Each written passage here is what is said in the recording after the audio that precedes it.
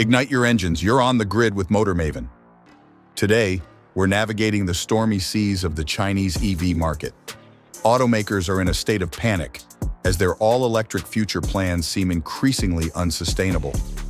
The Western markets, once seen as lands of opportunity, are growing more skeptical of the green revolution. We're witnessing a survival battle so fierce, we've identified 7 reasons why this could be the biggest collapse in automotive history. Let's dive into the countdown.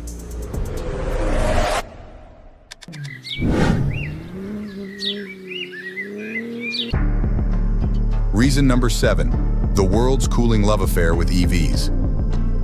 In the wake of remarkable economic growth, China aspired to become a global tech titan, with the automotive industry playing a pivotal role.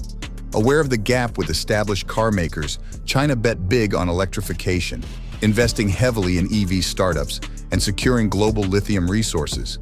The expectation was that these fledgling EV brands would outpace legacy car makers. However, the reality proved different. Western governments are delaying their electrification plans, opting to keep internal combustion engines running for a few more decades. This poses a problem for China, which had banked on dominating the global EV market within a few years. Now these EV startups are teetering on the brink of survival. None have managed to gain a foothold in Western markets, and with a slowing domestic market, they're all on thin ice. Their growth, fueled by massive incentives rather than a sustainable business model, is now due for a reckoning that will impact everyone, even the largest companies, as none have figured out how to turn a profit on EVs. Reason number 6, the home market is hitting the brakes. While China's vast domestic market might seem like a lifeline for its numerous EV companies, the reality is less optimistic. The Chinese car market, mirroring trends in the West, is slowing down. It's a few million vehicles short of its 2017 peak, and the EV segment is losing momentum. After years of explosive growth, the rate for 2023 was around 45%. However, February saw a significant decrease, with year-over-year changes down by 20%. This slowdown can be attributed to several factors, but the Chinese economy's stagnation is a key concern. After decades of rapid growth, it seems to have plateaued. The middle class appears to be shrinking, and the government is struggling to stimulate consumer spending. Additionally, the real estate market has taken a hit, and maintaining control over the banking system and its liquidity is proving challenging. Reason number 5, the battle of the prices. In the face of an oversaturated EV market, major manufacturers, led by China's BYD, initiated a price war. This move, however, resulted in a 37% sales drop for BYD in February.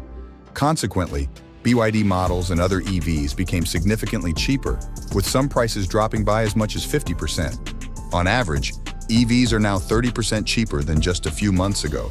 Foreign car makers, including Tesla, also joined the price war. Tesla, based in Austin, offers substantial discounts in China, with the Model 3's price dropping from 265,000 to 229,000 yuan, from $37,000 to $31,000. The Model Y now costs 259,000 yuan, down from its recent MSRP of 288,000 yuan. Interestingly, unlike domestic manufacturers, Tesla managed to boost its sales recently, announcing a 26% increase in February. Before we venture further, we'd appreciate it if you could hit that like and subscribe button. This supports us in connecting with more auto aficionados just like you. Now let's change lanes and navigate towards our next point. Reason number 4, discounts on ICE cars. This price war has triggered a domino effect, and as a result, Chinese EV startups are no longer just competing amongst themselves. They're not just competing with Tesla and other imported EVs either. They're now fighting battles on multiple fronts. Why would anyone assume that gas-powered cars would simply step aside and pass the baton to next-generation vehicles? ICE cars still dominate the market, and these companies intend to keep it that way for as long as possible. Hence, legacy automakers are also offering substantial discounts. The price reductions are significant. According to Chinese reports, models like the Honda Accord and Audi A7 are now $4,000 to $5,000 cheaper, while the Audi A6 comes with a whopping $12,000 discount. The same goes for other legacy manufacturers. Some Mercedes-Benz models are now $10,000 cheaper than they used to be, and sources suggest that over 30 legacy car makers are participating in this price war. It's now possible to buy a brand new Hyundai Elantra for just over $10,000, which explains why the EV market is decelerating at such a rate. Reason number 3, BYD's struggles on the global market. BYD, the largest EV manufacturer in China, epitomizes the struggles faced by other Chinese EV brands. Despite recording impressive sales numbers recently, BYD faces a significant challenge: its inability to expand into overseas markets. Although it has begun exporting EVs to Europe, Australia, and other markets, sales have been disappointing. For instance, it managed to sell no more than 16,000 units in Europe last year. Considering all this, it's not surprising that 95% of its sales are in China. And when you factor in the aforementioned 37% drop in February, it's clear how vulnerable all these Chinese EV manufacturers are. They need to expand into other markets as quickly as possible to survive. But given the latest trends, that's going to be a tough challenge. Reason number 2, Huawei and Xiaomi enter the fray.